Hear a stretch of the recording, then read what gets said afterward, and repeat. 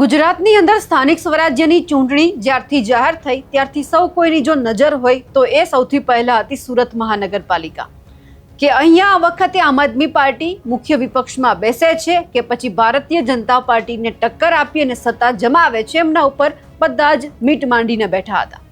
પરંતુ ગયા વખતે 27થી વધારે બેઠકો આમ આદમી પાર્ટી પાસે હતી. આ વખતે માત્ર 4 બેઠકો આવી.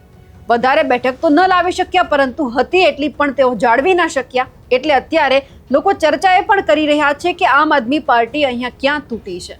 પણ બીજી બાજુ આજે વાત કરવી છે ભારતીય જનતા પાર્ટીની, કે જ્યાં એમના જ જેટલા પણ જીતેલા કોર્પોરેટર હતા એ ટિકિટ લઈ આવવામાં સફળ તો થયા, પરંતુ એમને જે મુખ્ય હોદ્દો જતો હતો એ ક્યાંક આપવામાં નથી આવ્યો અને અંદર ખાને હવે એ તમામ લોકો નારાજ થઈને બેઠા છે. નમસ્કાર, આપ જોઈ રહ્યા છો નિર્ભય ન્યૂઝ અને હું છું આપની સાથે રિદ્ધિ. જ્યારે સ્થાનિક સ્વરાજ્યની ચૂંટણી જાહેર થઈ ત્યારે જેટલી ચર્ચા સુરત મહાનગરપાલિકાની થતી હતી એટલી જ ચર્ચા મેયર અને ડેપ્યુટી મેયરના નામ વખતે પણ થવા લાગી. કારણ કે બધી જગ્યા ઉપર મેયર અને ડેપ્યુટી મેયરનું નામ છે તે જાહેર કરી દેવામાં આવ્યું હતું, પરંતુ સુરત એકમાત્ર મહાનગરપાલિકા એકમાત્ર બચી હતી કે જ્યાં ડેપ્યુટી મેયર અને મેયરનું જે આ પદ છે કોને આપવું તે બાબતે ક્યાંક મથામણ ચાલુ હતી. જ્યારે નામ જાહેર કરવામાં આવ્યા હતા, કેટલી બધી વખત તો આપણે એવા વિડીયો પણ જોયા હતા કે જે એટલા પણ અહીંયા ભારતીય જનતા પાર્ટીના નેતાઓ બેઠેલા હતા એ તમામને પરસેવો વળી ગયો હતો, કારણ કે નામ છે કોઈ વખતે આવતું જ નહોતું. છેલ્લે પ્રશાંત કોરાટ દ્વારા ફોન કરીને નામની જાહેરાત કરવામાં આવી હતી. પણ આ બધાની વચ્ચે એક દ્રશ્ય એ પણ આવ્યા હતા કે ઘણા બધા નેતાઓ પોતાની મનની અંદર એવું રાખીને બેઠા હતા કે આ ખુરશી તો મારી છે. ફટાકડાની તૈયારી કરીને આવ્યા હતા, વિજય ઘોષની તૈયારી કરીને આવ્યા હતા, પરંતુ એમને ટિકિટ જ જે મેયર છે ડેપ્યુટી મેયરનું જે સ્થાન આપવાનું હતું એ આપવામાં જ ન આવ્યું. એટલે અંદર ખાને આ તમામ લોકો છે તે ક્યાંક નારાજ થઈ ગયા. સુરત મહાનગરપાલિકાના પદાધિકારીઓની નિમણૂક કરવામાં આવી પહેલા જ ભાજપના કેટલાક દાવેદારો એવા હતા કે જેમને એવો અતિ આત્મવિશ્વાસ હતો કે આ વખતે મેયર અને સ્થાયી જે સમિતિના અધ્યક્ષ છે એમની ખુરશી તેમના નામે જ પહેલેથી જ લખાઈ ગઈ છે. ભલામણ કરવામાં આવી, લોબિંગ કરવામાં આવ્યું, બિલ્ડર ઉદ્યોગપતિઓનો ટેકો પણ મેળવવામાં આવ્યો, છેક ગાંધીનગર સુધી ગોઠવણો કરવામાં આવી. તેમ છતાં ફાઇનલ હોવાના દાવા કરતા કેટલાક કોર્પોરેટરો છે એ પહેલેથી જ પદાધિકારી જેવી સાહેબી કરવા લાગ્યા હતા. કેટલાક દાવેદારો પરિવાર અને ટેકેદારો સાથે ઉજવણીની તૈયારી કરીને પણ પહોંચી ગયા હતા. પરંતુ પ્રદેશના અંતિમ મેન્ડેટ આખું રાજકીય ગણિત છે પલટી નાખતા ખુરશીના સપનામાં ઉડતા દાવેદારોની હવા એક ઝાટકે નીકળી ગઈ. હાલત એવી બની કે મોટાભાગના દાવેદારો છે એ બીજા દિવસે નવા વરાયેલા પદાધિકારીઓને શુભેચ્છા આપવા માટે પણ પાલિકા કાર્યાલય સુધી ન આવ્યા. છેલ્લા કેટલાક દિવસોથી ભાજપના કેટલાક દાવેદારોમાં એવો આત્મવિશ્વાસ હતો કે આ વખતે જાણે મેયર કે સ્થાયી અધ્યક્ષની જાહેરાત માત્ર ઔપચારિકતા જ બાકી હોય, પોતે જ પોતાની જાતને મેયર તરીકે કહેવા લાગ્યા હોય, ડેપ્યુટી મેયરનું પદ છે એ પણ ક્યાંક પોતાને જ મળી ગયું હોય તેવું વર્તન કરતા હતા.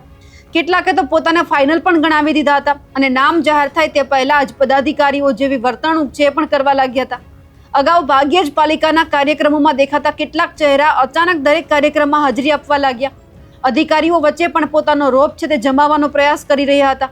ભાજપના અંદરના વર્તુળોમાં એવી ચર્ચા હતી કે કેટલાક દાવેદારો પાસે સંગઠનાત્મક કાબેલિયત કે વહીવટી અનુભવ ન હોવા છતાં પણ માત્ર ભલામણ, ગોઠવણો અને પૈસાની તાકાતના આધારે ખુરશી સુધી પહોંચી જવાની ગણતરી ચાલી રહી હતી. કેટલાક દાવેદારોને તો એટલો વિશ્વાસ હતો કે તેઓ નિમણૂક પહેલા જ પરિવારજનો અને ટેકેદારો સાથે પાલિકા પહોંચી ગયા હતા અને ઉજવણી સુધીની તૈયારી છે તે પણ કરી લેવામાં આવી હતી. પરંતુ પ્રદેશમાંથી નામ જાહેર થયું કે સમગ્ર આખું જે દ્રશ્ય છે તે બદલાઈ ગયું. જે લોકો થોડા કલાક પહેલા પોતાને ભાવિ મેયર અને ભાવિ સ્થાયી અધ્યક્ષની છબી ઊભી કરતા દેખાતા હતા એમના એકાએક ચહેરા છે ઉતરી ગયા. આ સમગ્ર ઘટનાક્રમમાં સૌથી વધુ ચર્ચાનો વિષય સ્થાયી સમિતિના એક સભ્યની નારાજગી બની હતી. સ્થાયી અધ્યક્ષ બનવાની આશા રાખતા દાવેદારને માત્ર સમિતિમાં સભ્યપદ મળતા જ પાલિકા કાર્યાલય ખાતે શહેર પ્રમુખ સામે બળાપો પણ કાઢ્યો હતો એવી અંદરખાને ચર્ચા પણ થઈ રહી છે. સ્થાયી અધ્યક્ષ તો બન્યા નહીં, પરંતુ હવે સભ્ય હોવાથી બીજી સમિતિમાં અધ્યક્ષ પણ ન બની શકાય તેવી નારાજગી વ્યક્ત કરી હોવાની પણ અંદરખાને ચર્ચા છે. બીજી તરફ નવા વરાયેલા પદાધિકારીઓને શુભેચ્છા આપવા માટે કોર્પોરેટરો, કાર્યકર્તાઓને શુભેચ્છાઓ પાલિકા કાર્યાલય આવ્યા હતા, પરંતુ અમુક તો ત્યાં પણ નથી દેખાયા. ખાલી ખુરશીના સપના જોનારા મોટા ભાગના દાવેદારો છે ગમગીનીમાંથી બહાર ન આવ્યા હોય તેમ આખો દિવસ પાલિકા કેમ્પસમાં ક્યાંય જ ન દેખાયા. એમને એવું લાગ્યું કે હવે આપણો વારો નથી આવવાનો, એટલે આ બધા લોકો ગાયબ થઈ ગયા. સુરત મહાનગરપાલિકાના ચૂંટણી પરિણામો જાહેર થયા એમના 1 મહિના બાદ ભારે મથામણ અને રાજકીય ખેંચતાણ વચ્ચે આખરે આપણે જોયું કે મેયર સહિતના મુખ્ય પદાધિકારીઓના નામ છે એ જાહેર કરવામાં આવ્યા. 3 કલાક સુધી આ હાઈ વોલ્ટેજ ડ્રામા ચાલ્યો અને એ પછી ભાજપ દ્વારા આંતરિક જૂથબંધી ચરમસીમાએ પહોંચી હોય તેવો પણ ઘાટ સર્જાયો. મેયરથી માંડીને સ્ટેન્ડિંગ કમિટીના ચેરમેન પદના નામો માટે છેક છેલ્લી ઘડી સુધી સસ્પેન્સ જળવાઈ રહ્યું, જેના કારણે ખુદ સુરત શહેર ભાજપ પ્રમુખ જે પરેશ પટેલ છે એ પણ ચિંતામાં દેખાયા. જેના નામ મુખ્ય હોદ્દાઓમાં નથી આવ્યા એ તમામે અન્ય 12 મહત્વની સમિતિઓના પ્રમુખ, ઉપપ્રમુખ સહિતના હોદ્દા મળે તે માટે નારાજ કોર્પોરેટરોએ વધુ એક વખત પોતપોતાના રાજકીય ગોડફાધર છે એમના શરણે પહોંચીને લોબિંગ માટે અત્યારે દોડધામ શરૂ કરી દીધી છે. સુરતના મેયર પદે માયાબેન માવાણીની વરણી કરવામાં આવી, જ્યારે સ્ટેન્ડિંગ કમિટીના ચેરમેન પદે વધુ એક વખત રાજન પટેલને રિપીટ કરવામાં આવ્યા, તેમના પર વિશ્વાસ મૂકવામાં આવ્યો. આ સિવાય ડેપ્યુટી મેયર પદે સુધાકર ચૌધરી, શાસક પક્ષના નેતા તરીકે અલ્પા મહેતા અને દંડક તરીકે મૂળ ઉત્તર ભારતીય જે ચહેરો છે એ ઉર્મિલા ત્રિપાઠીની વરણી કરવામાં આવી. આ જાહેરાત પાછળ સંગઠનમાં મોટો ગણગણાટ પણ જોવા મળ્યો. 1 મહિનાના લાંબા સમય સુધી ચાલેલા મનોમંથન એ પછી જ્યારે કલાકોની જે ભારે જહેમત બાદ સસ્પેન્સ અને ડ્રામા ખુલી ગયો હતો અને ઇતિહાસમાં પહેલીવાર એવું જોયું કે પદાધિકારીઓના નામ અંગે શાસક પક્ષમાં પણ આ સ્તરની આંતરિક ખેંચતાણ અને જૂથવાદ સપાટી ઉપર હોય એવું દેખાયું. આ આંતરિક મતભેદોને કારણે પદાધિકારીઓની વરણી પ્રક્રિયા એક તબક્કેમાં ભારે ગૂંચમાં પડી હતી. આંતરિક રાજકારણનો હવે બીજો તબક્કો છે શરૂ થઈ ગયો છે.